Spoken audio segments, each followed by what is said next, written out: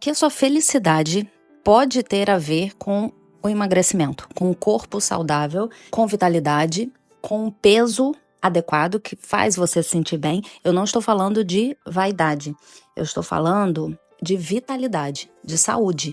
E também não estou falando de você se sentir feliz com o que você vê no espelho. Isso é uma consequência.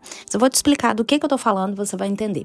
Antes, deixa eu me apresentar para quem não me conhece. Eu sou Raquel Faria, sou nutricionista há 25 anos, trabalho com mulheres com mais de 40 anos que querem emagrecer. E nesse canal eu falo sobre mudanças no âmbito do corpo, da alma e do espírito.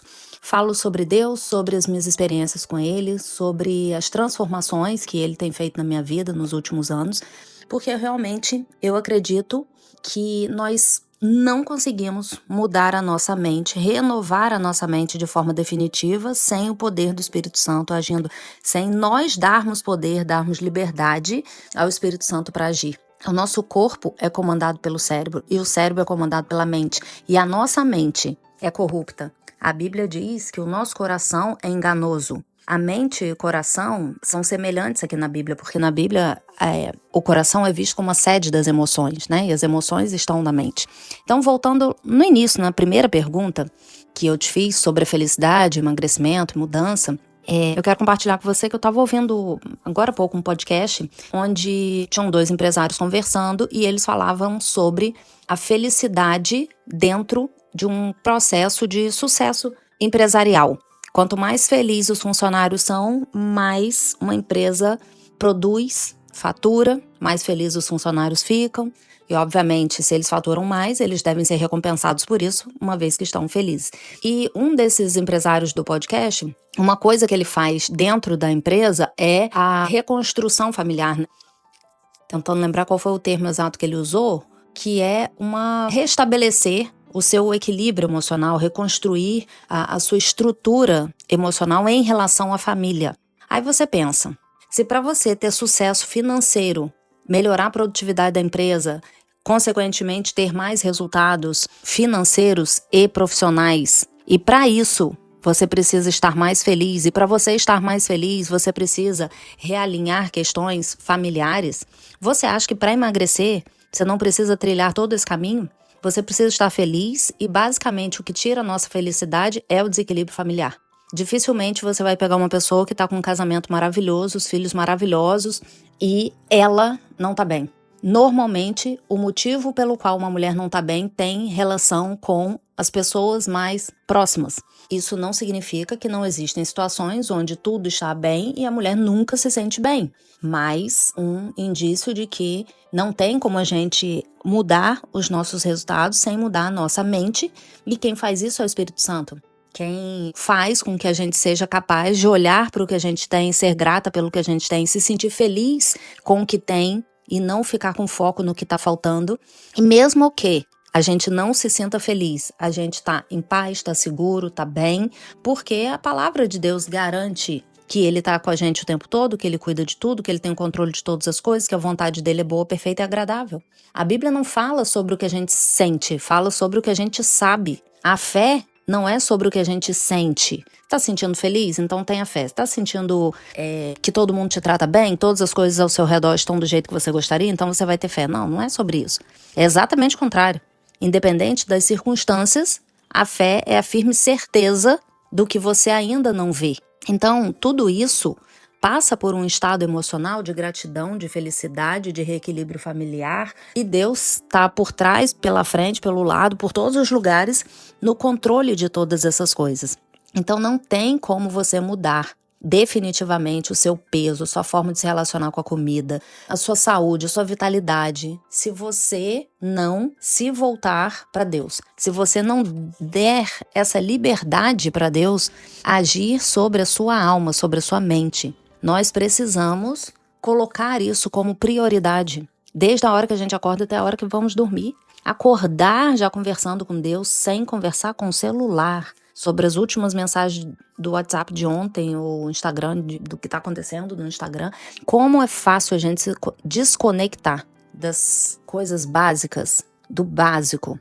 Como às vezes uma pessoa precisa passar por um processo muito doloroso para ela tirar todas as coisas do entorno e focar no básico. Só que pessoas sábias não precisam passar por isso. Se a gente obedecer à palavra, nós vamos cada vez mais, cada dia mais, sermos capazes de sermos direcionados por Deus. A Bíblia diz que as misericórdias do Senhor se renovam a cada manhã. E eu gosto de pensar assim, não como se fosse só uma renovação de forças, mas como uma novidade de vida. O que vai acontecer hoje? São misericórdias novas. Deus não é repetitivo, não falta criatividade para Ele, não faltam histórias que nós nunca imaginaríamos que poderíamos viver. Quantas de nós olham para a vida hoje e falam assim, nossa, nunca imaginei que eu poderia estar vivendo isso daqui. Tanto para o lado bom quanto para o ruim. E se for ruim, a gente precisa avaliar. Quais foram as sementes que eu fui plantando para colher o que eu estou colhendo agora? E conversar com Deus. E fazer o caminho de volta. Eu tenho feito muito caminho de volta com Deus. Mas a gente precisa estar alinhado com a palavra para que esse tempo de retornar seja mais rápido, mais eficiente, menos doloroso, com menos consequências difíceis e que seja leve, seja feliz, seja construindo coisas boas nesse caminho. Então, eu tô com 49 anos, a gente nessa idade já ganha um tempo para observar coisas que aconteceram há 20 anos atrás, há 30 anos atrás, histórias de vida, de famílias, e observar as consequências das coisas. Então, a gente precisa sair da vida automatizada, da existência pura. Estou existindo. Precisamos começar a viver e viver dentro da palavra, para que os melhores planos de Deus se cumpram para nós. Para que não só a gente tenha uma entrega a Jesus, porque a Bíblia fala que todo aquele que nele crê será salvo. Então, estamos salvos. Vamos para o céu. Mas e aqui na terra, enquanto estivermos aqui na terra? A Bíblia diz que Jesus veio para que tivéssemos vida em abundância. E repete, para que tenham vida e a tenham em abundância. Por que a gente vai viver na escassez? Por que a gente vai viver na dificuldade? Por que a gente vai viver no sofrimento? Não é essa a vontade de Deus para nós. A Bíblia diz que teremos sofrimento, que teremos aflições, mas não que vamos viver em aflição. Os sofrimentos são pontuais. A abundância é a nossa rotina, a gratidão, a leveza, o acesso ao Espírito Santo, o acesso a Deus é o que Ele quer dar para nós. Existem, por exemplo, tempestades, furacões, maremotos, terremotos. Existem fenômenos que acontecem, não que vivem acontecendo.